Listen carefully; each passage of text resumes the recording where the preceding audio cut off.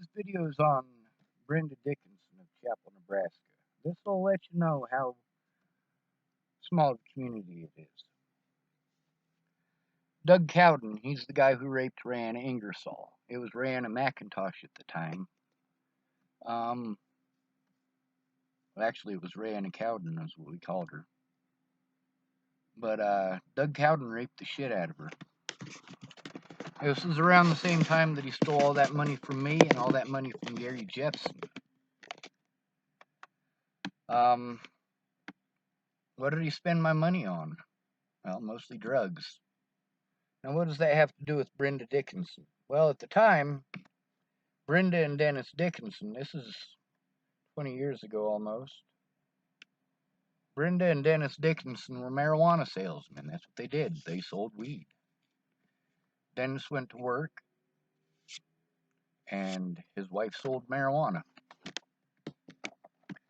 Dennis got a job at Cabela's, and they piss tested him and made him go to counseling and shit like that because he had marijuana in his system. So he quit. Doug Cowden, when he stole my money and bought marijuana with it instead of the vehicle I was supposed to be getting, 64 Mustang. What happened is, he and my older brother told me that there was a Mustang in Colorado waiting for me and we were going to get it.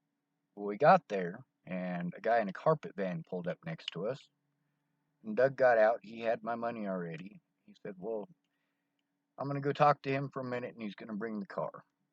So he gets out, gets in with the dude. He gets back in with us after driving around for a little bit, and he says, all right, well, he's also got a Fender Stratocaster, so that'll be an extra $200 if you want it. I'm like, a Fender Stratocaster for $200? Hell yes, that's $1,100 in my pocket.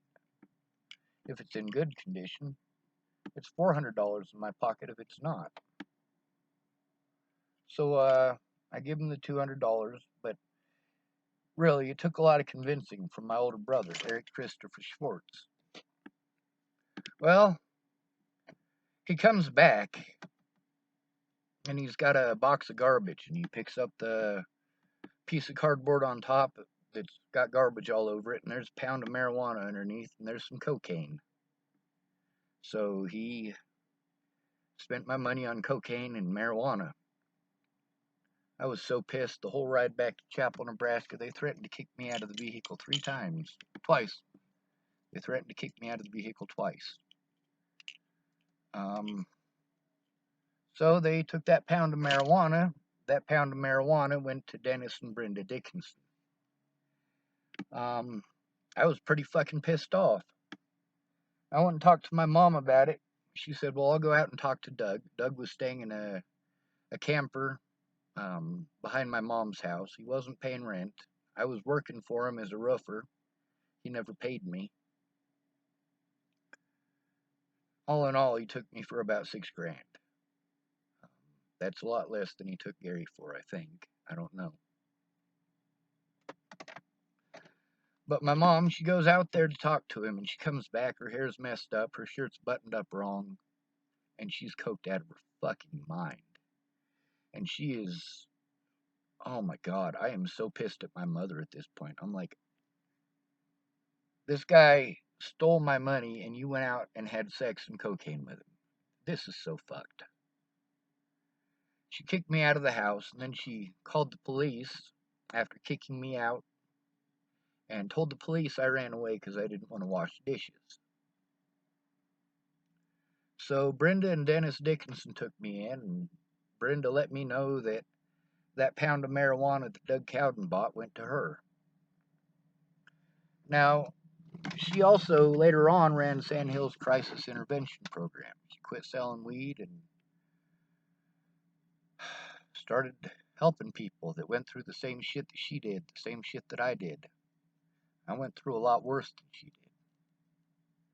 She had a Mama Marlene, and my Mama Marlene was Aunt B. She showed me how to love right.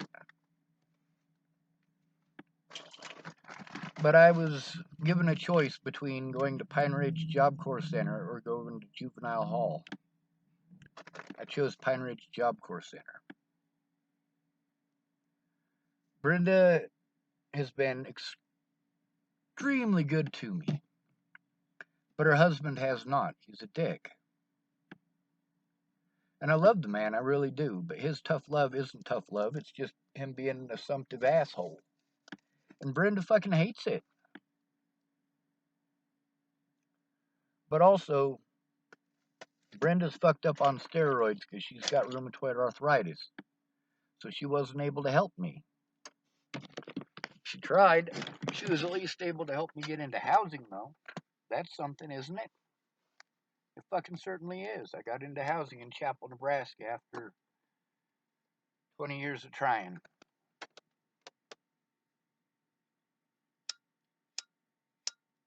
Well, that's a dead lighter. I guess not.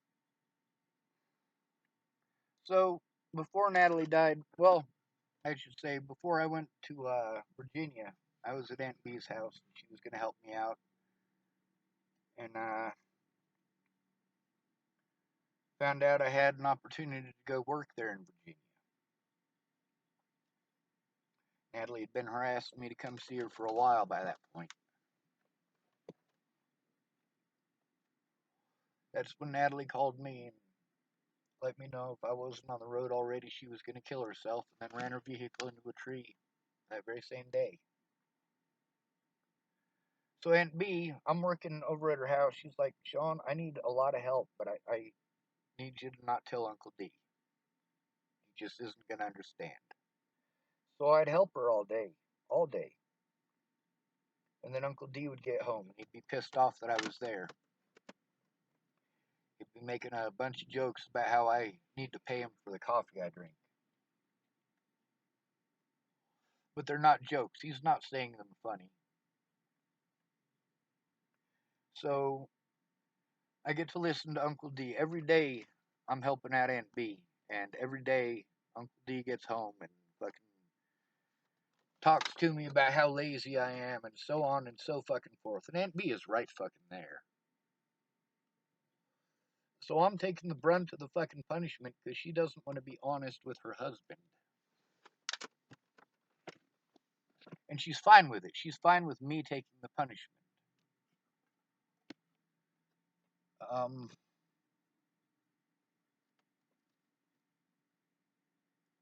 it's a complicated situation.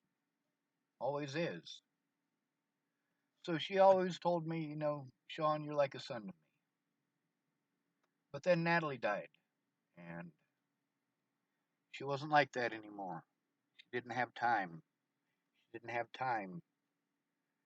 She made a bunch of empty promises. She told me she'd go to court with me.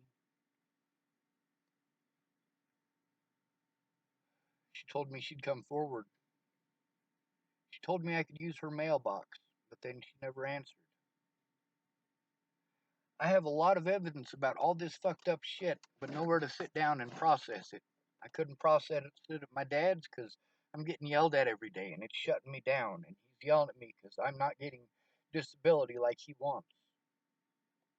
And I explained to him that I don't need more expenses. I need help getting my money back, and that's going to require me going to court. He's like, well, you're in a different state, and I looked it up, and so on and so fucking forth. Here at Rayanna's, she's alcoholic, Same thing with Shannon Alvarado. But the thing is, Shannon Alvarado, she had somebody else to direct that at. When she wants someone to abuse, she went to her boyfriend because he defended himself, whereas I just had to take it. I knew I was in a subservient position.